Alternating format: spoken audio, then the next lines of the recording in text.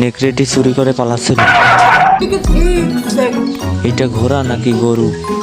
কি বলবো, যাই হোক। ঘোড়া পাথরের উপরে বসে পা থেকে জুতা খুলতে থাকে। এরপরে সে প্যান্টের মতো পায়ের চামড়া উপরে তুলে রাখে। এরপর ঘোড়াটি নদী পার হতে থাকে। এরা পালাতে পালাতে একটা রাস্তার সামনে এসে পড়ে। এরা প্রথমে রাস্তার বাম দিকে খেয়াল করে দেখে, এরপর রাস্তার ডান দিকে খেয়াল করে দেখে কোনো গাড়ি নেই। এরপরে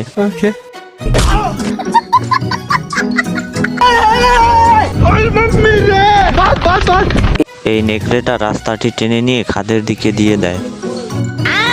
কিন্তু এই ছোট কুকুরটা কিছুতেই তাদের পিছু ছাড়ে না। চোরটা একটা নির্জন ঘরে গিয়ে লুকায়। তোমাকে বিয়ে করতে চাই, তোমাকে লাভ করি, শেয়ার করি, মদ করি।